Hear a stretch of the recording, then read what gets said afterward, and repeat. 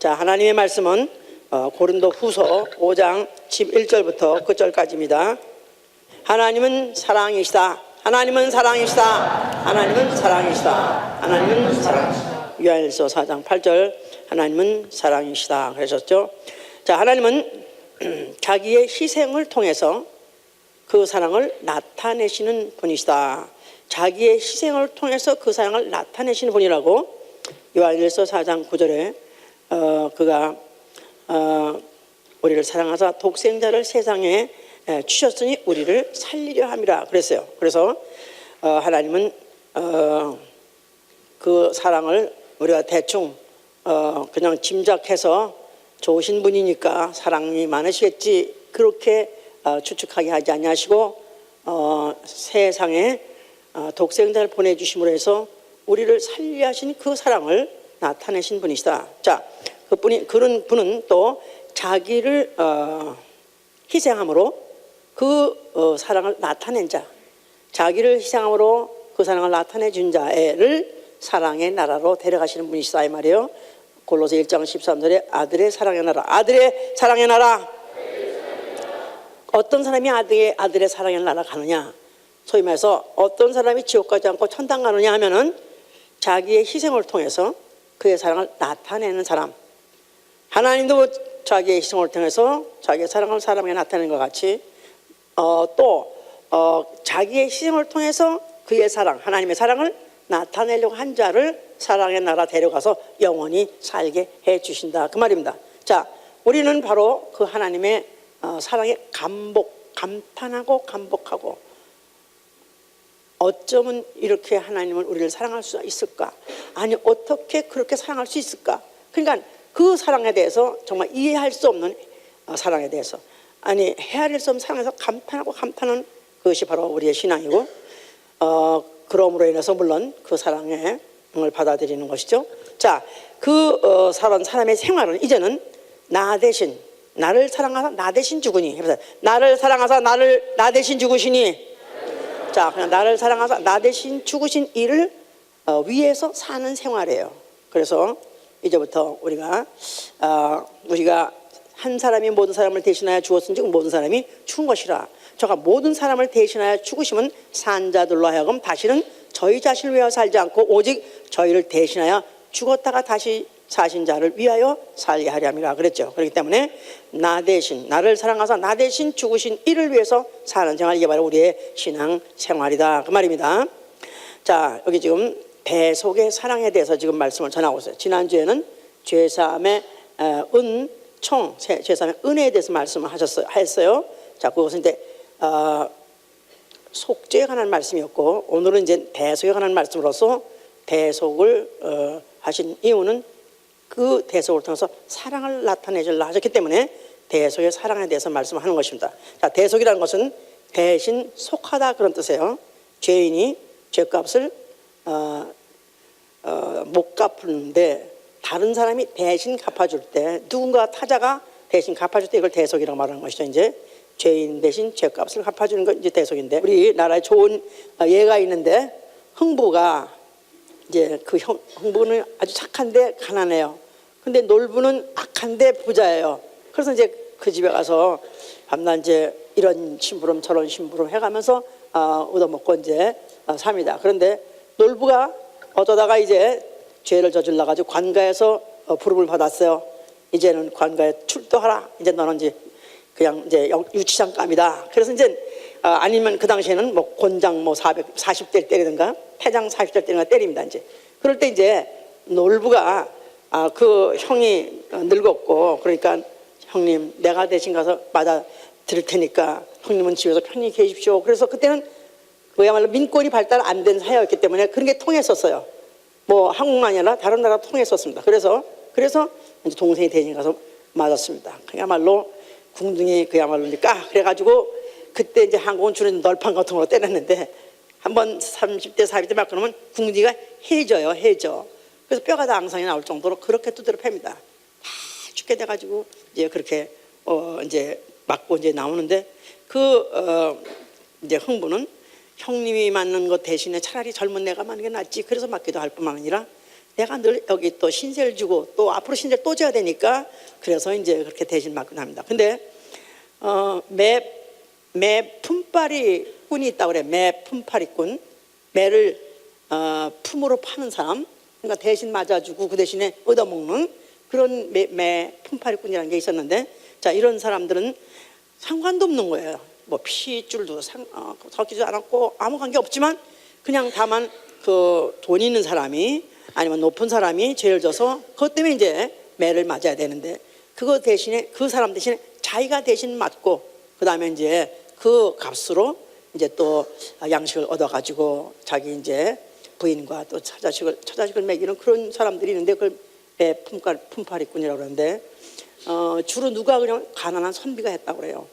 가난한 선비가 정말 죄라고는 한 번도 저먹을 수 없을 정도로 그렇게 깨끗하게 청렴하게 사는 사람이지만 그러나 처자식을 먹여 살려야 되는 그런 부담을 갖고 있는데, 그 능력이 없는 데다가 그 어떤 부자가 뭐 그런 사람이 고관이 그렇게 해서 지금 매를 맞아야 되는데, 누가 대신 나를 맞아줄 사람이 있는가 찾으면은 지가 대신 가서 맞겠습니다.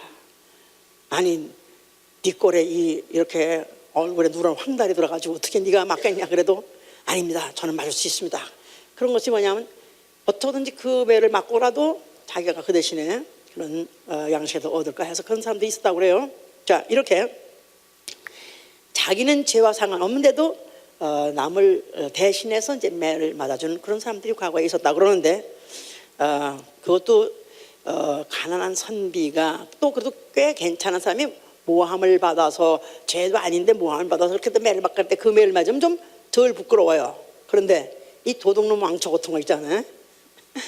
아주 그냥 악질 도둑놈 왕초 같은 그런 놈들이 죄를 졌는데 그 죄를 대신 이제 가서 대신 죄값 치르면서 맞으려면 사실 정말 억울하고 너무나 또 더럽고 자기 자신이 너무 천박하고 하지만 그런데도 그것이 자기 또 사는 길에 가지고 그런 것을 한 사람도 있다고 그래요. 자, 이 성경은 무슨 이야기냐?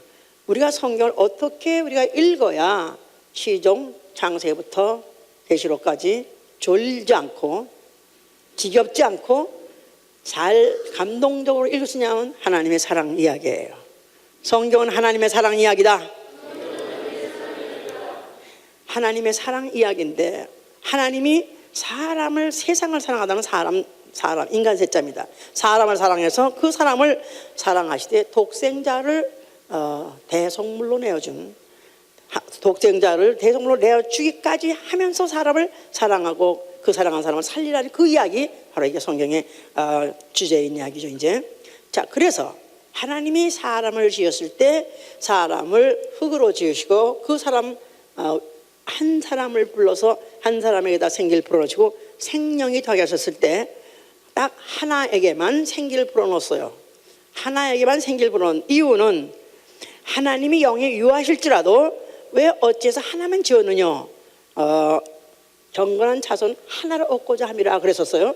그러니까 아담, 하와 다 각각 불어넣은 게 아니라 아담 하나에게다만 불어넣으신 이유는 앞으로 그를 통해서 그 인류를 통해서 경건한 자손 하나님 아들이 오실 때 둘째 아담으로 오시려고 그렇게 지으셨던 것이다. 자, 그 말은 그 첫째 아담이 죄 짓고 죽게 된 것을 둘째 아담이 그 죄를 가지고 대신 죄값을 치러주고 대신 죽어줌으로 인해서 살릴라는 대상으로 삼으셨기 때문에 아담을 하나만 지으신 것이다, 그 말입니다. 그러니까 벌써 이미 아담을 하나만 지을 때부터 하나님 벌써 이미 이 아담, 이 생명을 위해서 독생자가 희생하리라, 대신 죽으리라 하는 벌써 이미 그런 예정을 벌써 깔고 그렇게 만드셨던 것이다, 그 말입니다.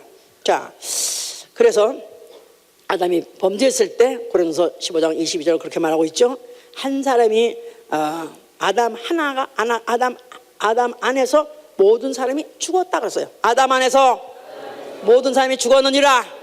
아담 하나가 범죄하고 선악과를 먹고 범죄한 바람에 그 죄 때문에 그 아담 안에 전 인류가 그에 속한 가지들 전 인류가 다 같이 죽었다 그랬었던 것이죠. 이제 자, 이렇게 해서 하나님은 벌써 이미 하나님 아들이 이제 오셔서 한 사람으로 와서 한 사람의 죄를 속해줌으로 인해서 대속해줌으로 인해서 전 인류를 살리라는 벌써 이미 예정을 가졌기 때문에 선악과를 먹었다 할지라도 하나님은 그렇게 노발대발하지 아니하시고 오히려 선처를 하시되 그들을 갖다 동산 바깥 내쫓을 때는 오히려 가죽옷을 입혀 내쫓았다 그렇게 했습니다.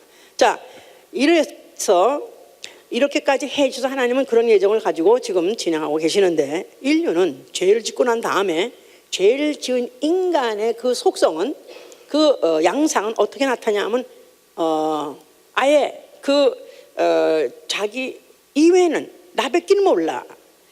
뭐 대신 희생을 하느니 뭐 이런 거에 대해서는 전혀 관심 없고 인간은 저 하나밖에 모르는 그런 자가 됐기 때문에 그 가인이 자기 동생 눈앞에서 걸치정거리고 얄밉고 하니까 그냥 가차없이 죽여버렸습니다.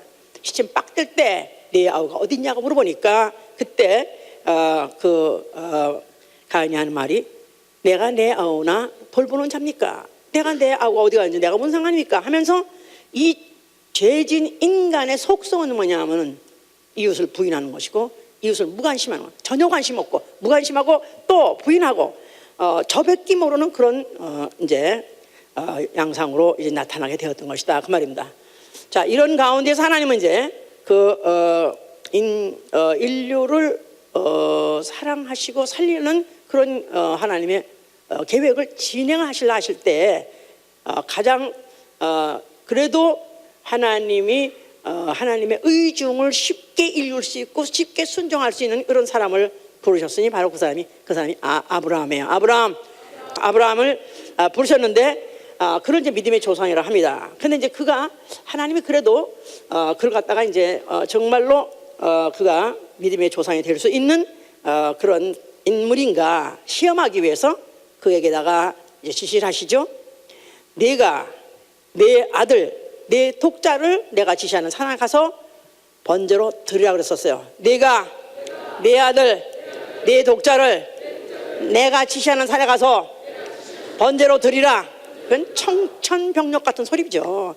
이거는 이제 백세나 돼가지고 난 외아들에다가 거기다가 이제 한 20에서 됐으니까 정말 아주 애지중지하는 그런 아들인데 이제 내가 내 아들 내 독자를 갖다가 그 번제로 드려. 이제 완전히 씨를 말리라고 말이죠. 이제 씨를 갖다 죽여버리는 뜻이니까 그야말로 억장이 무너지는 얘기입니다. 그러나 그는 싸가지가 있는 사람이에요. 믿음의 싹이 벌써 있는 사람을 하나님 역시 불러서 그 사람은 그가 이제 아들을 데리고 모리아산으로 갑니다. 이삭이 이제 물어봅니다. 아버지요 번제할 양은 어디 있습니까? 뭐 불과 칼도 다 있는데 번제할 양은 없이 어떻게 우리가 번제를 들어갑니까? 물어보니까 하나님이 자기 이름을 위하여서 친히 준비하시라 하셨어요. 하나님이 자기 이름을 위하여 친히 준비하시라. 자, 하나님은 자기를 위해서 친히 준비할 것이다. 그러면서 묵묵히 아들을 데리고 모리아산까지 사흘 길을 올라가서 거기서 아들을 갖다가 무슨 나무 따라 사놓고 거기서 잡으려고 하니까 하늘에서 소리 있어. 아브라함아 네 아들에 손대지 마라. 나는 네가 나를 경외하는 것을 이제야 알았다 그랬었어요. 거기에 경외라는 것은 무서워한다는 뜻만이 아니라 높은 분을 아주 높게 아주 존경도 하면서 공경할 때 사랑할 때 하는 쓰는 말입니다. 나는 네가 나를 경외하는지 이제 알아노라. 네가 나를 사랑한 줄 알아노라. 그러면서 그에게 이제 그 일을 중단하게 하고 그 다음에 그에게 그 옆을 눈을 열어서 보게 하니까 한 마리 수양이 있더라. 근데 그 수양이 숲에 걸려가지고 있는 것을 뿌리 숲에 걸려 있는 것을 갖다가 그것을 보게 했기 때문에 그것을 가지고 이제 대신 아들 대신 번제로 드리더라고 해서 아들 대신 번제로 드리더라. 자, 그래서 그 수양은 이제 하나님이 그 산에서 친히 몸소 준비하셨던 양이고, 그래서 그 하나님이 준비하셨던 그 양을 가지고 아들 대신에 이제 번제를 드리게 된 것이죠. 이제 그래서 아들 대신에 희생양으로 들었어요. 희생양. 그래서 이제 이 제물들을 그냥 영어는 그냥 sacrifice하고 그렇게 기록하고 있습니다. 희생 제물 할 필요 없어요. 그냥 희생하면 그게 제물이에요. 그래서 바로 그 수양은 희생물로서 제물로서 하나님께 드려진 바 되었던 것인데 결국은 사람이 잡아서 한 게 아니라 하나님이 준비하셨어요. 하나님이 친히 준비하셨다. 자, 그래서 이제 그들에게는 그런 전설이 있어요. 그런 산을 하나님이 친히 준비하시는 산이다. 여호와 이레, 그렇게 이제 말하죠. 이제 자, 이런 경험을 갖고 있고 또 그런 것을 약속을 갖고 있는 이런 이스라엘 후손이 애굽에 종살이를 들어갔습니다.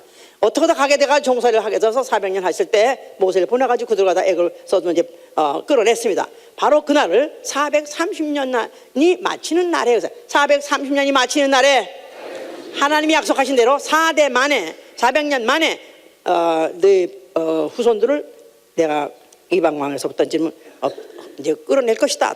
그래서 이제 약속한 날이 딱 되었을 때 그때 이제 그들을 이끌어냈는데 그냥 이끌어낸 거 아닙니다. 거기에 크나큰 사건이 벌어졌는데 애굽 전역에 장자는 다 죽으라. 그래서 애굽 전역에 장자가 죽고 모든 초태생들이 다 죽었어요. 그러니까 사람 집에서는 마다들이 죽고 그 다음에 또 그 집에 기르는 가축 중에서 모든 가축, 염소는 염소대로, 양은 양대로, 소는 소대로, 맏것은 다 죽는 엄청난 가축도 같이 많이 죽었습니다. 초태생이 죽었어요 이제. 자, 그러면서 죽으라 했는데 그러나 그 죽음을 피하기 위해서는 양을 잡아서 그 양을 문설주에 바르고 그 집안에 머무르라 그랬었어요. 그런 집은 죽음이 피해가리라 하더니 아닌 게 아니라 그 밤에 그대로 한 집에는 죽음이 피해감으로 해서 장자도 까딱 없었고 짐승도 까딱 없이 한 마리도 안 죽었어요. 근데 그 이외에 애굽의 전역에서는 다 마다들이 다 죽었고 또 만약에 이제 그 영감하고 둘이 영감하고 둘이 만나고 둘이 살았어. 근데 그 집에는 둘이만 살았다고 해요. 만약 그렇다면 영감도 죽어버리는 거야. 영감 하나밖에 없으니까 이제 형제도 다 죽어서 하나밖에 없으면 그 영감 죽어버리니까 어느 집이든지 하여튼 사람이든지 가축이든지 맏것은 다 죽어버리는 그런 역사가 막 큰 변이 일어났던 것이죠 이제. 그러나 그 날 밤에 바로 양으로 대신 양을 죽여가지고 그 양의 피를 바른 그 집만큼은 다 죽음이 피해 갔더라. 자, 그래서 그 출애굽을 지시할 때 출애굽기 13장 12절 13절에는 그러므로 인해서 이제는 너희가 무릇 초태생과 생축은 다 여호와께 돌리라고 써요. 우리 한번 읽어보세요. 출애굽기 13장 12절 13절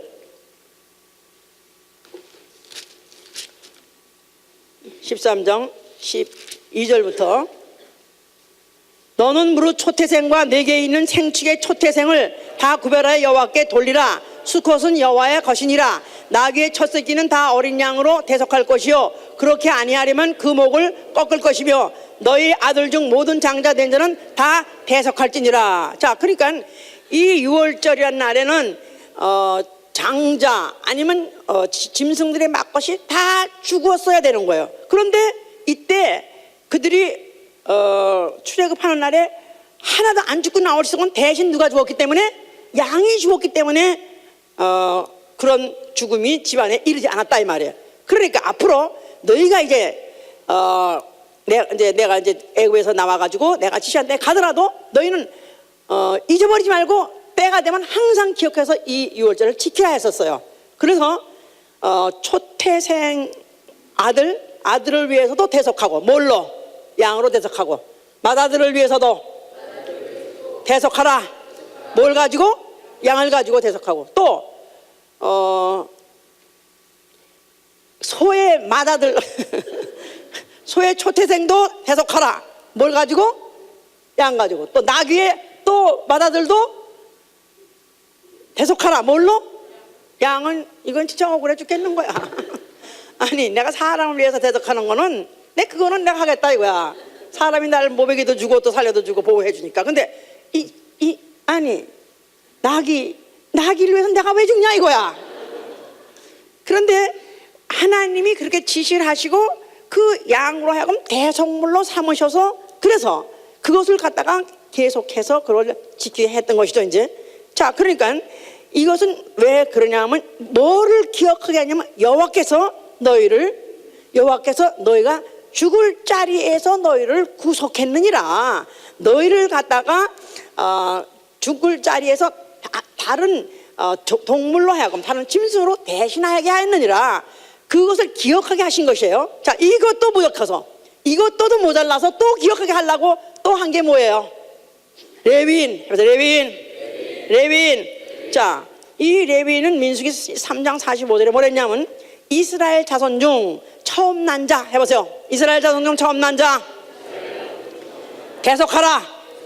자, 이스라엘 백성들 중에서 자식을 낳으면 첫 아들, 어느 집이든지 맏아들은 항상 대속하라는 것입니다. 뭘로 대속하라? 그것도 양으로 대속하라는 거예요. 그러니까 왜 만약에 딸이 낳았다, 장순이가 낳았다, 그럼 대속할 필요 없어요. 맏아들이 낳았다, 그러면 씨니까, 씨를 남자를 말하니까 그를 대속하라는 거예요. 자, 그러니까 왜 그랬냐면 애당초 애굽에서 나올 때 맏아들이 다 죽었어야 되는데 양이 대신 죽어가지고 그 희생당했고 그 대신에 너희가 살았다는 걸 기억하게 하는 것으로서 그와 같이 이제 레위인을 또 구별해내라 그랬었어요. 그래서 그들로 하여금 그들을 대속하게 해서 그들로 하여금 뭐하게 하냐면 그들은 회막에서 성소에서 이스라엘 자손의 직무를 대신하게 했다 해서 이스라엘 자손의 직무를 대신하게 하였느니라. 자, 이스라엘 자손의 직무가 뭡니까? 이스라엘 백성의 직무가 뭐예요? 뭐 하는 나라야? 이스라엘은 무슨 나라? 제사장 나라. 하나님 섬긴 나라. 예, 출애굽기 19장 6절에 이스라엘 백성은 그들의 미션이 뭐냐면 하나님 섬기는 게 그의 미션이에요. 그게 바로 그들이 해야 될 일이에요. 그런데 누구 보러 그걸 하게 하냐면 레위인 보러 하라고 그런 거예요. 자, 레위인을 특별히 구별해서 그들은 딴 일 하지 않게 하고 오로지 그 일만 하게 하는데 하나님 섬기는 일, 여호와 섬기는 일만 전무하게 한 일은 바로 그들이 누구 대신 하는 거니까 전 이스라엘 백성 자손 대신 하는 것이다 이 말이에요. 이 일을 그렇게 하려고 그렇게 그들을 갖다 구별해 냈어요. 이제 그러니까 하다못해 그들에게 성소를 짓게 하시고 그 성소 안에서 항상 제물을 가지고 그 제사를 지내고 또 레위인이 있어서 항상 그 봉사 임무를 하는 것 자체가 하나님은 너희로 하여금 직접 당하지 않고 또 직접 하지 않도록 대신하게 했느니라 그 말이에요. 알았습니까? 너희로 하여금 당하지 않게 하고 너희로 하여금 하지 않게 하기 위해서 뭐 하지 않게 해서 봉사를 직접 하지 않게 하기 위해서 레위인도 세운 거요. 너희가 직접 당하는 일을 대신하기 위해서 양을 죽게 한 것이다. 이거를 그들에게 기억하게 한 것이다 그 말이에요. 알았습니까? 자, 이러니까 이제 이래서 이들은 그래서 언제든지 이렇게 그 예를 지켜가면서 또 그 레위인을 볼 때마다 하나님이 이렇게 우리 조상 아브라함에게도 그 이삭 대신에 양을 희생 대신 시킨 것 같이 하나님이 이렇게 우리 대신에 희생 제물을 세워놓고 우리를 살리려 하시구나. 이것을 그들은 기억하게 하는 게 바로 그들의 이제 그 사명이었던 것이죠. 이제 자, 그럼에도 불구하고 그런데 그들이 이제 잠언서 21장 18절에 보면은 악인이 의인의 대성물이 된다. 그러니까 이거는 당연하다. 악인이 의인의 대성물이 되리라. 그렇죠. 그러니까 비천한 자가 아니면 악인이 의인을 위해서 대속한다. 그건 상례고 이건 대신이라고 이렇게 당연하다고 생각하는데 실제로 그렇게 되지 않는다 이거예요. 자, 그래서 이제 그 예언자들이 중간에 하는 말이 뭐냐면 앞으로 어떤 이가 오시는데 자, 그가 이제 의인으로서 악인을 대신할 것이다 하는 것을 그것을 기록하고 있는 건데 이제 이사야 이제 53장 5절부터 그런 얘기죠. 그가 찔림은 자, 우리 보세요. 이사야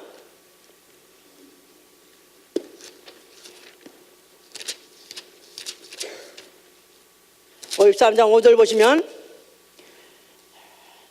그가 찔리면 우리의 허물을 인하며 그가 상하면 우리의 죄악을 인하며 그가 징계받음으로 우리가 평화를 누리고 그가 채찍맞음으로 우리가 나음을 입었도다. 자, 어떤 이가 올 텐데 그는 우리 대신에 찔리고 그는 우리 대신에 징계를 받고 우리 대신에 상하고 또 우리 대신에 그가 채찍을 맞을 것이다, 매 맞을 것이다 하고 그렇게 예언을 했어요. 자, 왜 이렇게 하시느냐 하면은, 왜 그렇게 하시냐 하면 지금 악인을 배신해서 의인이 죽을 것이다, 악인 대신해서 의인이 당할 것이다 하는 것을 예표로 보내신 어떤 말씀이었던 것이다 그 말이에요. 악인을 대신해서 의인이 당할 것이다. 인류는 악인인데 그 악인들을 위해서 의인이 와서 대신 당할 것에 대한데 구체적인 내용이 이렇게 당할 것이라는 것을 이렇게 이제 대신 당할 것을 말한 것이죠. 자, 이러는 가운데서 예언자들 중에 또 예언한 말이 이사야 55장 13절에는요, 잣나무가 가시나무를 대신하고 화석류가 찔레나무를 대신하고 금이 놋을 대신하고 은이 철을 대신하고 놋이 나무를 대신하고 철이 돌을 대신할 것이다. 그래서 앞으로 더 그냥 똑같은 말이에요. 의인이 악인을 대신할 것이다 한 말을 이와 같은 여러 가지 묘사로 표현했던 것이다 이 말이에요. 앞으로 의인이 악인을 대신해서 당할 것이다, 그런 말을 표현해왔던 것이다. 자, 이스라엘의 역사는 어떻게 했어요? 양이 누구를 위해서 사람을 위해서 대신했고, 그렇죠? 양이 사람을 대신했고, 양이 다른 짐승을 대신했고, 레위인이 다른 백성을 대신했다. 그렇죠. 이게 바로 그의 이스라엘의 성전을 통해서 나타내준 바로 하나님이 대신 희생하게 하는 법칙이었던 것이다 그 말이에요. 그런데 이제는 짐승이 아니고 레위인이 아니고 이제는 아예 의인이 와서 악인을 대신할 것이라는 것을 이렇게 표현한, 좀 어렵죠? 금이 놋을 대신할 것이다. 놋하고 금하고 비슷한 누렁 색깔이긴 누렁 색깔이지만 가치로 봐서는 상대도 안 되는 거죠. 그런데 오히려 금이 놋에 할 일을 금이 당할 것이다 하는 식으로 이렇게 표현했던 것이다 이 말이야. 자, 이런 가운데서 예수라는 이가 나타나셨다 이 말이에요. 자, 예수가 바로 그 성전 앞에 나타나서 뭐라고 말씀하셨어요? 자, 너희가 성전을 헐면 내가 살만해, 이렇게 했을 때 그 성전은 성전된 자기 육체다. 성전된 자기 육체. 자, 그러니까 그 성전은 무슨 성전이냐면 여호와 이름이 있는 성전이야. 여호와 이름이 있는 성전. 이제 여호와 있는 이름 성전 대신 이제는 아버지 이름 예수와 이름 있는 성전을 내가 세우리라 그런 뜻입니다. 여호와 이름 있는 이 성전을 이제는 헐어버리면 그거 대신해서 예수와 아버지 이름 있는 그 성전을 내가 다시 일으킬 것이니 그는 성전된 자기의 육체라 말씀하신 거예요. 그뿐이 아니라 레위인이 백성들을 대신해 섬겼던 것을 이제는 내가 인자가 아니 하나님의 아들이 와서 내가 아버지를 섬기리라. 또 나아가서는 레위인이 짐승의 제물을 가지고 섬겼던 것을 이제는 하나님 아들이 자기 몸을 가지고 섬기리라 그런 뜻이다 말이에요. 무슨 말인지 알아들었어요?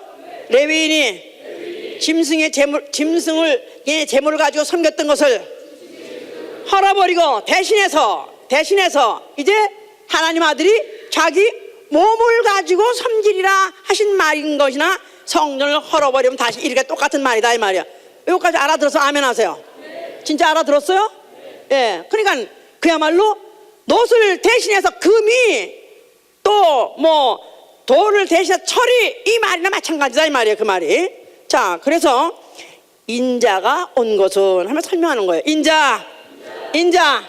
자, 예수 그리스도는 그가 사람 중에서 나서 사람같이 살았기 때문에 당연히 그는 사람이세요. 그런데도 그 자신을 사람이라고 자꾸 지칭하는 이유는 그 본질이 사람이 아니기 때문에 그런 것이다 이 말이에요. 그의 본질은 그는 말씀이시고 하나님이세요. 하나님 안에 계셨던 말씀이시고 하나님 본체세요. 그런데 그가 사람으로 나타나셨기 때문에 그런 인자라는 것을 수없이 그가 강조하신 것입니다. 자, 인자. 자, 그래서 그가 한 사람 남이 보기엔 그냥 사람 중에 하나예요. 그런데 자기가 갖다가 사람이라고 말씀해서 내가 왜 이 세상 온 줄 아느냐?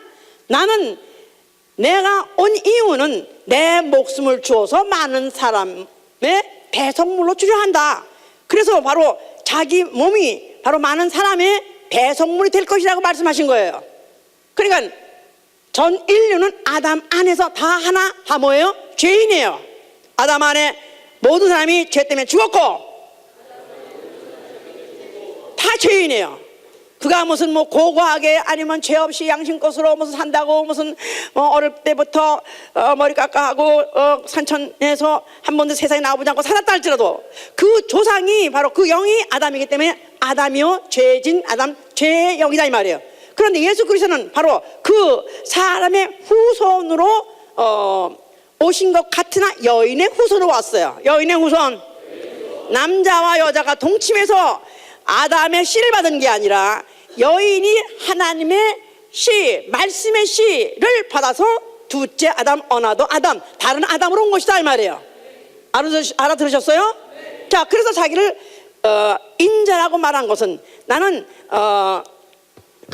너희하고 같은 세상에 살면서 같은 양식을 먹고 같이 호흡을 한다 할지라도 너희와 같지 않다. 그러나 나는 너희와 같으려고 온 것이다. 너희와 같은 경험을 하려고 온 것이다가 말했기 때문에 자기를 인자라고 강조한 것이죠. 이제 왜냐하면 인류는 아담 안에서 죄 때문에 다 죽었다 이 말이에요. 죄와 사망을 이미 갖고 있다 이 말이에요. 갖고 있어요.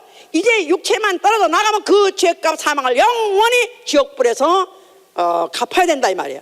그런데 예수 그리스도가 그가 하나님의 씨가 말씀이 육신으로 왔으니 그 육체 자체는 같이 태어난 날이 있고 같은 것을 음식을 먹고 또 같이 매 맞으면 아프고 또 같이 찔리면 못에 찔리면 피 흘리면 죽어야 되는 그런 똑같은 감각과 기능을 갖고 있다 할지라도 그 본질이 그는 사람과 같이 흙으로 돌아갈 죽어서 흙으로 돌아갈 육체가 아니라 그 본질이 그는 죄와 상관없는 하나님의 말씀으로 되어진 영의 몸이었던 것이다 이 말이야. 할렐루야. 자, 그래서 그가 대속물로 내어주겠다. 그러니까 대속물로 내어준다. 그러니까 대속물이라는 말은 자기의 죄 때문에 죽는 것이 아니라 남의 죄 때문에 대신 죽는 게 대속물이에요. 대속물, 자기 죄 때문에 죽는 것이 아니라 남의 죄 때문에 대신 죽는 게 대속물이다. 그러니까 자기는 인류의 죄와 상관없이 자기는 말씀이 육신에 된 하나님의 아들, 그는 죄를 알지도 못하신다고 고린도 후서 5장 20절에 죄를 알지도 못하시는 분이다. 죄를 전혀 접은 적도 없고 질 수도 없는 분이다 이 말이에요. 그런데 그분이 그가 그렇게 죽으신다고 하는 말 뜻은 바로 그 인류의 죄를 그가 가지고 죄를 대속하기 위해서 오신 양이기 때문에 나는 내 몸을 대속물로 준다고 말씀하신 것이다 이 말이에요. 대속물. 자, 그래서 이제 마태복음 누가복음 11장 11절에 한 말씀을 이제 그런 걸 안다면 이해가 되는 거예요. 자, 어떤 아비가 자식이 생선을 달라면 뱀을 줄 것이며 알을 달라면 전갈을 주겠느냐? 아니, 악한 아비일지라도 자식에게 가장 좋은 걸 주지 않겠느냐? 만약에 천부께서 정말 너희 아버지가 천부시라면 너희 하나님의 자녀들에게 가장 좋은 걸 주지 않겠느냐? 자, 그냥 짐승으로 인해서 짐승으로 대신 죄값을 물게 해서 1년씩만 죄를 속하는 그런 짐승의 대속이 아니라 그 아버지가 자기 아들을 주고 그 아들에서 그 속죄로 영원한 속죄를 하지 않겠느냐, 그런 뜻입니다. 할렐루야. 자, 그래서 이제 예수께서는 그런 말씀을 다 깔아놓으셨는데 그 당시에 그를 알아들 자는 아무도 없어요. 자, 그래서 그는 결국은 오해를 받고 또 나아가서는 그 한 모든 발언 자체가 이스라엘이 용납할 수 없는 말았기 때문에 그는 팔려서 죽게 됐습니다. 그가 죽으시면서 뭐라고 말씀하셨어요? 다 이뤘다. 자, 다 이뤘다고 말씀하는 것 자체가 감탄사예요. 다 이뤘다는 자체가 아버지요. 아버지의 사랑은 정말로 참 사랑이십니다. 아버지, 어쩌면 인류를 사랑하되 이렇게 사랑할 수 있습니까? 하는 감탄사예요. 아버지는 어쩌면 하나밖에 없는 독생자, 나아가서는 하나님의 본체 아닌 하나님 자신을 이렇게까지 희생하면서 어쩌면 저 원수 같은 인류를 사랑하십니까? 그런 뜻입니다. 그런 말씀이었기 때문에 엘리 엘리 사바 나박다니, 하나님이여 하나님이여 어찌해서 이런 일을 할 수 있습니까? 하나님밖에 없습니다. 아버지밖에 없습니다. 아버지만이 최고의 사랑, 참사랑을 할 수 있는 분입니다 하고 그렇게 감탄하신 말씀을 했던 것이다 이 말이에요. 자, 그러니까 그래서 이제 이 이야기가 로마서 5장을 보시면요, 의인을 위해서 죽느니까 쉽지 않고, 또 선인을 위해서 혹 용감하게 죽을 수 있긴 있겠지만은, 그러나 아직 죄인된 자를 위해서 과연 누가 죽을 수가 있겠는가? 죄인을 위해서 죽을 수 있는 자 과연 누군가? 오로지 그리스도 하나님의 아들만이 죄인을 위해서 대신 죽을 수 있는 분이다. 그러니까 과연 하나님과 아들, 죄 없으신 그 하나님 아들이 바로 악인을 위해서, 죄인을 위해서 대신 죽던 그 죽음이야말로 그야말로 최고의 희생이요, 이 희생이야말로 가장 최고의 희생이야말로는 선인을 위해서 죽으면 선인의 대우를 받을 수 있어요. 아, 선인을 살렸어, 아주 굉장히 훌륭한 일을 했어. 또 아니면 또 의인을 살렸으면 굉장히 착한 일을 해서 의인을 살려서 칭찬을 받을 수 있어요. 그러나 죄인 대신에 죽으면 누가 그를 알아주겠느냐 이 말이에요. 그러나 전 인류는 다 죄인인데 그를 위해서 죽을 수 있는 이는 오로지 그리스도밖에 없는 거고, 그를 위해서 아들을 내줄 수 있는 이는 오로지 하나님밖에 없습니다. 과연 아버지는 사랑이십니다 하고 그가 감탄하시며 죽으신 것입니다. 자, 그런 가운데에서 질투의 화신 마귀는 정죄 심판 받아버린 것이고, 그가 하나님이 아담에게다가 전 에덴 동산을 다 그에게 허락하시고 또 모든 권세를 다 그에게 주는 바람에 그가 그 하나님에 대한 그 교만과 또 인류에 대한 그 시기로 인해서 인간을 갖다가 죄를 짓게 하고 사망을 줬던 그 마귀는 그로 인해서 심판을 받은 것이고, 그 다음에 그가 그 죽으실 때 인류를 위해서 하신 것은 의인이 불의한 자를 대신하셨도다 그랬어요. 의인이 불의한 자를 대신하였도다. 죄를 알지도 못하는 자를 인간 대신, 사람 대신 죄로 삼으셨다는 것입니다. 예수 그리스도를 십자가에서 죽으실 때 그 몸에다가 못을 찔렀어요. 그럴 때 마치 그 십자가에 예수 그리스도 자체를 쇳덩어리로 놓고 마치 화살로 쏴서 관역을 마치듯이 그렇게 죄를 삼으셨다는 것입니다. 누가 과연 이 일을 할 수 있는가? 하나님의 사랑만이 바로 이 일을 할 수 있는 것이고, 이 일을 하실 수 있는 일은 오로지 그리스도만이 하실 수 있는 것이다 그 말이에요. 그래서 유월절 양, 너희의 유월절 양 그리스도가 희생하였느니라 그 말이에요. 유월절 양 그리스도, 예수 그리스도는 인류를 위해서 희생하신 희생양이에요. 고트라구나. 그래서 희생양으로서 그를 갖다가 하나님이 내줬고, 그를 갖다가 그를 죽이게 함으로 인해서 바로 인류를 살리시고자 하셨던 하나님의 사랑을 하나도 가리지 않고 아끼지 않고 다 표현하신 것입니다. 그래서 그는 다 이렇다 하셨고, 그는 죽었다가 다시 부활하셔서 사랑의 아들의 나라로 올라가셨어요. 사랑의 아들의 나라, 하늘나라. 자, 하늘나라 누가 간다고 그랬죠? 그 사랑을 알고 그 사랑 때문에 자기를 희생한 자가 가는 나라가 바로 사랑의 아들의 나라예요.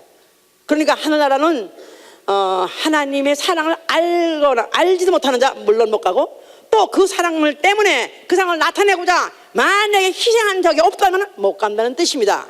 예수 그리스도가 그걸 법으로 세운 거예요. 사랑의 아들의 나라, 자기를 희생하면서 아버지의 사랑을 나타낸 자가 가는 나라, 자기의 희생을 통해서 아버지의 사랑을 나타낸 자, 바로 그가 가는 나라가 바로 사랑 나라다, 사랑의 아들의 나라다 이 말이에요. 거기서 그는 뭐 하고 계십니까? 거기서 그는 사랑으로 다스리고 계세요. 그 하늘나라에는 오로지 그래서 사랑밖에 느끼는 감정이 없는 거예요. 하늘나라 가고 싶습니까? 왜 가고 싶습니까? 거기에는 뭐만 있기 때문에? 오로지 사랑만 있기 때문에. 자, 거기서부터 성령이 오셨어요. 자, 그 성령이 오셔서 뭐 하느냐면 믿는 자로 하여금 그 사랑을 받아들여 가지고 그 사랑에 감동받은 자에게 성령으로 역사하셔서 그리스도의 사랑이 강건하시게 하신 것이다. 그리스도의 사랑이 강건하시는도다. 그리스도의 사랑을 받아서 아멘 하세요. 그리스도의 사랑을 내가 진짜 인정하고 받으면 아멘 하세요. 성령을 받았다는 말은 그 사랑에 감동되는데 그 사랑이 나갔다 몰아붙인다 이 말이에요. 그 사랑을 푸시해버린다 이 말이에요. 예수 그리스도 아버지의 그 사랑의 기름 부음이 마르지 아니해서 그가 공생의 내내내내 아버지의 그 사랑을 표현하느라고 나타내려고 살았던 것이고, 그리고 그의 모든 고난이 다 바로 그 일을 하려고 모든 그 고난 자체가 다 그 사랑을 나타내는 일이었던 것이죠. 이제 그러므로 인해서 성령 오시자마자 복음이 전달됐어요. 복음이 뭡니까? 복음이 뭐예요? 복음이 한말로 말해서 그리스도 나 대신 죽으셨다 그 말이에요. 그리스도 나 대신 죽으셨다. 그가 누구십니까? 양이 나 대신 죽었다가 아니요. 구약시대 때는 양이 나 대신 죽었어요. 레위인이 나 대신 하나님 섬겼어요. 이제는 양이 아니요, 짐승이 아니라 누구요? 독생자 하나님 본체다 이 말이에요. 하나님 본체가 나 대신 죽었다는 것입니다. 하나님이 나 대신 죽었다 그 말이에요. 믿으십니까? 아니, 나 대신에 대신 내 형제가 대신 만약 옥고를 치른다. 요새는 인권이 발달해서 안 되지만은 모르겠어요. 요새는 일란성 쌍둥이는 DNA가 같은지, 만약에 얼굴도 똑같고 DNA도 똑같고 그랬는데 만약에 형이 살인을 했대. 어떠다 살인을 했어요? 그래가지고 피해고 뭐 재판에 회부되고 지금 검찰이 지금 현재 추격하고 있다 이 말이야. 그런데 우리 형은 우리 아버지 우리 집 가장 우리 가문을 이어야 되고 또 우리 아버지를 섬겨야 되니까 아우가 똑같이 생긴 쌍둥이, 똑같이 생긴 DNA까지 갔다. 일란성 쌍둥이 똑같은 만에 아우가 대신 내가 죽였습니다, 내가 바로 장본인이요 해서 그가 대신 옥고를 치고 있다 이거야. 아니면 얼마 있으면 또 사형을 당하는 그런 지경에 이르렀다 이거야. 만약에 그렇다면 그 형이 내 대신 동생이 그런 불명예를 당하고 만약에 그런 불이익을 당하고 그런 고난을 받는다면 잠이 오겠어요, 안 오겠어요? 동생이 그래도 잠이 안 오는데, 아니 나 대신 하나님이 천지 만물을 창조하신 하나님이, 아니 만왕의 왕, 그는 하늘에서 하나님과 함께하신 하나님과 동일한 영광을 누리시는 동일한 분이에요. 그런데 그분이 나 대신에 죄인 되시고 나 대신 그가 죄값을 갚으시나고 그 고난의 그 십자가를 십자가가 왜 십자가라는 것은 왜 그 형이 그게 무서운 형이냐면 몸도 죽고 명예도 죽는 게 바로 십자가형이에요. 몸도 죽고 명예도 죽고, 그러니까 몸도 고통스럽게 죽을 뿐만 아니라 또 최고의 불명예에 죽기 때문에 그 십자가형이야말로 정말로 생각도 다시 생각해 볼 수 없는 그런 끔찍한 형이다 이 말이에요. 그런데 이를 갖다가 그리스도가 나 대신 당하셨다, 그리스도가 나 대신 그가 죽으셨다, 이게 바로 복음이다 이 말이에요. 그것뿐이 아니라 그리스도가 나 대신 찔리시고, 그리스도가 나 대신 상하시고, 그리스도가 나 대신 징계를 받으시고, 그리스도가 나 대신 슬픔을 당하시고, 그리스도가 나 대신 고민하시고, 그리스도가 나 대신 가난해지시고, 그리스도가 나 대신 매를 맞으셨다. 이게 바로 복음이다 이 말이에요. 그리스도가 나 대신 그 육체로 당하셨다. 매를 맞고 슬픔을 당하고 찔림을 당하고 또 침뱉음을 당하고 그가 가난해진 모든 그의 고난이 나 대신 당한 것이다. 믿으십니까? 믿으세요? 그렇다면 나는 과연 그가 그런 일을 나 대신 하셨다는 건, 나 대신 희생양이다, 그런 나 대신 희생하신 분 할 때 나는 과연 어떤 마음으로 살아야 되겠는가? 무슨 일을 하면서 살아야 되겠는가? 나는 과연 뭐 때문에 오늘날 살아야 되면 무슨 일을 해야 사는가, 그 일이 결정이 나야 되지 않겠느냐 이 말이에요. 디도서 2장 4절에는 그가 우리를 대신해서 자신을 주시면 우리를 불법에서 구속하시고 깨끗하게 하시고 선한 일에 열심을 내게. 선한 일. 이제는 그리스도께서 나 대신 죽으셨으니까 이제 나는 그가 대신 죽고 나는 대신 살아났으니 이제는 나는 그 대신 살아야 된다 이 말이에요. 나는 그리스도 나 대신 죽었으니 나는 그리스도 대신 살아 있어야 된다. 내가 살아있는 목적은 내 가족을 위해서가 아니라 나의 계획과 나의 꿈을 이루기 위해서가 아니라 나는 그리스도 대신 살아 있어야 되는 것이고 살아서 그리스도 일을 해야 되는 것이다 이 말이에요. 믿음이 특별히 있는 사람, 또 무슨 사명받은 사람, 특별히 사명자가 하는 것이 아니라 이거는 그리스도가 나 대신 죽었다는 걸 믿는 사람이라면 누구든지 느껴야 되는 것이고 누구든지 결심해야 되는 거고 누구든지 그것 때문에 살아야 되는 것이다 이 말이에요. 그리스도께서 이제는 그가 우리 대신 죽었으니 이제는 그 때문에 산 자들로 하여금 다시는 자신을 위해서 살지 아니하고 이제는 그리스도를 위해서 살게 하려 하시지 않았습니까? 아멘. 이 바울이라는 사람하고 우리와 다른 이 삶이 다른 이유가 뭐냐면 그는 이 글을 편지를 쓰는 것 자체가 그가 만드는 얘기가 아니라 그건 자기 고백이에요. 그의 믿음이에요. 그의 삶을 보면 그의 믿음이라는 게 그냥 그대로 인정되지 않습니까? 그의 삶을 보면 그의 글이 거짓이 아니라 그의 진실한 고백이라는 게 믿어지죠. 그러니까 바울은 딱 예수를 그가 누군지 알고 난 다음부터 바로 그가 나 대신 죽었느니라. 나는 이제부터 그 대신 살아야 되겠느냐. 그러니까 그리스도 대신 산 생이 바로 그리스도의 삶이다 이 말이에요. 그리스도인, 나는 그리스도인이다. 자, 그런데 전에는 우리가 예수 알기 전에는 각각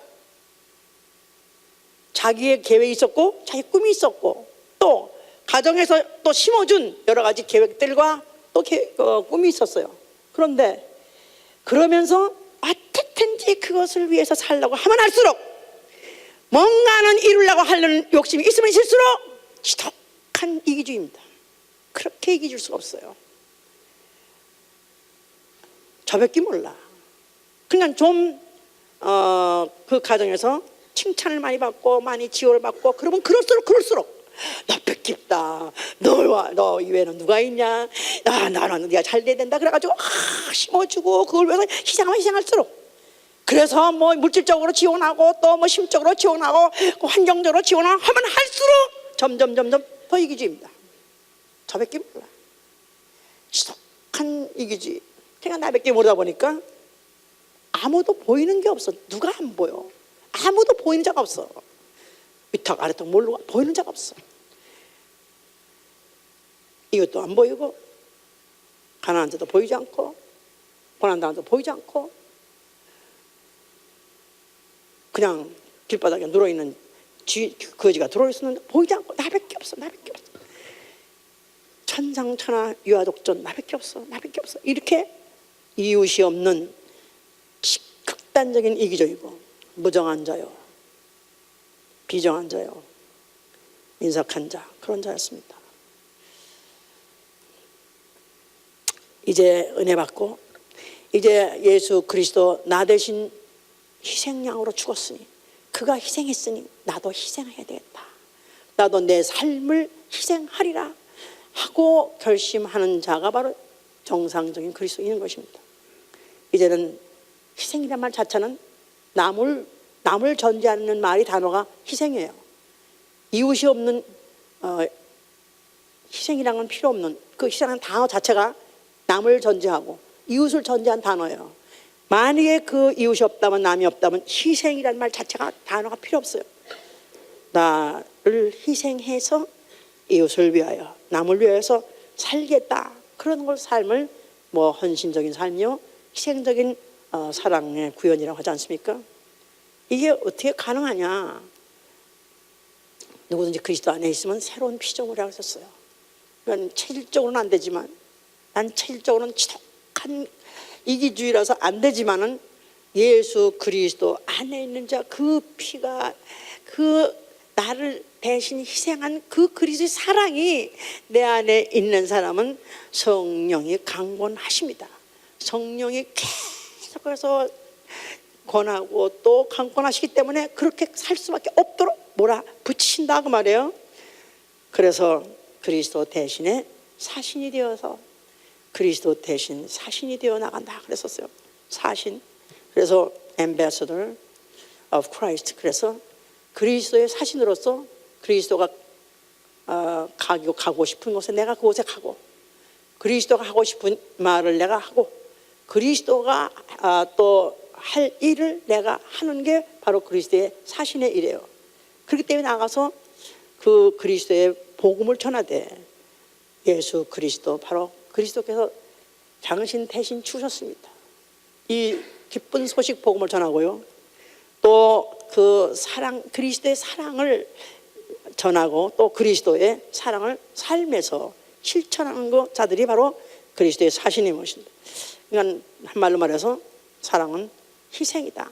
그냥 간단합니다. 사랑은 희생이다. 사랑은 희생이다. 그렇죠? 부모도 자식을 사랑하니까 희생하는 거예요. 또 부부도 사랑하니까 희생하는 거예요.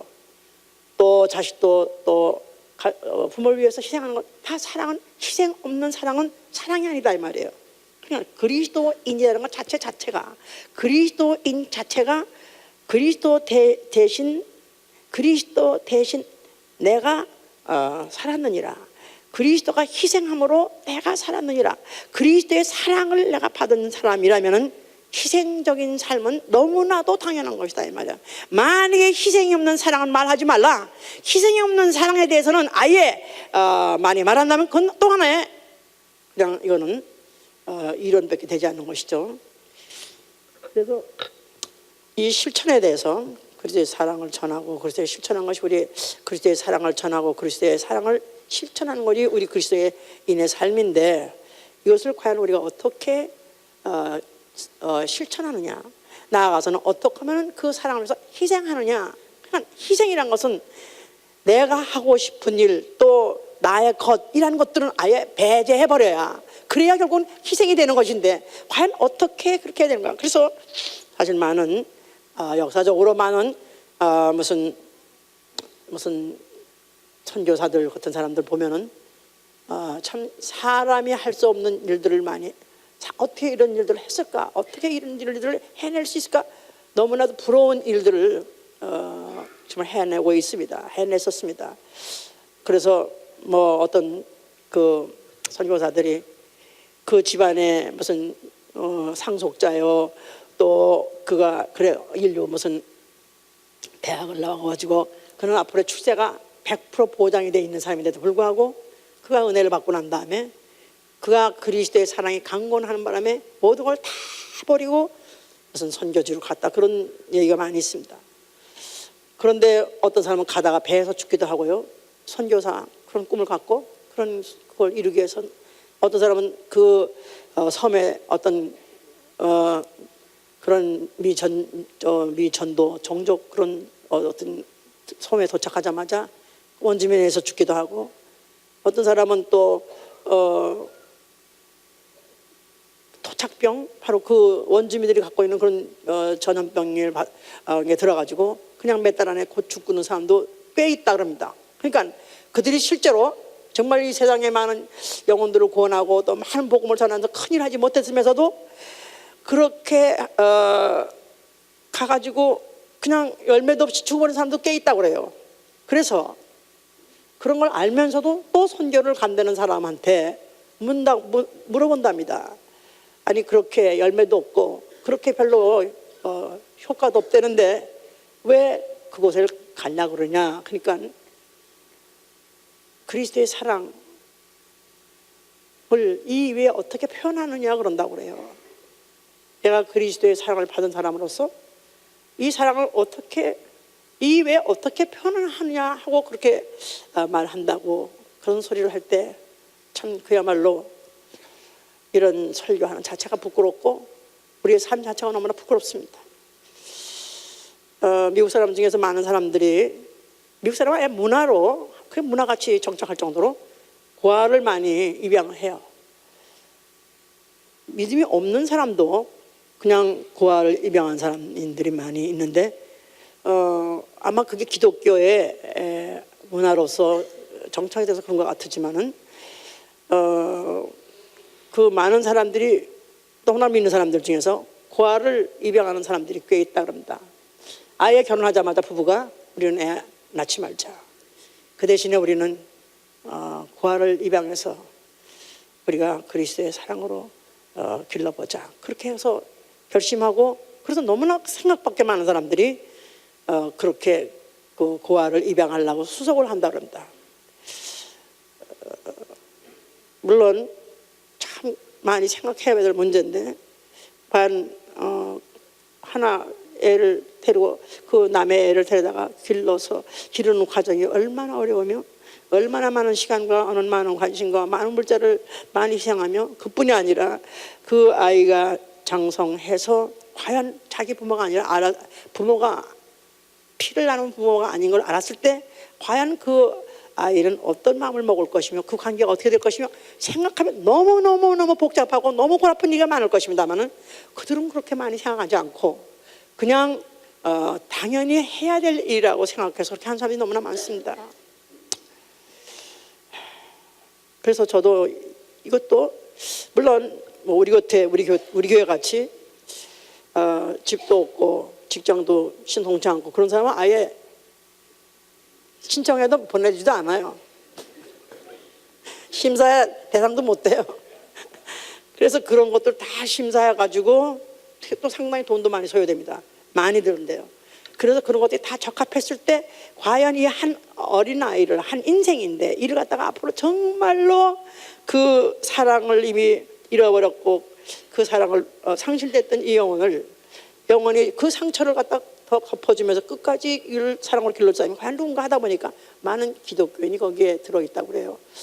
그런 생각하면은 물론 참 이제 만약에 우리 교회 중에서 앞으로 결혼을 하셔서 만약에 아기를 낳으려는 분이 있으시다면 차라리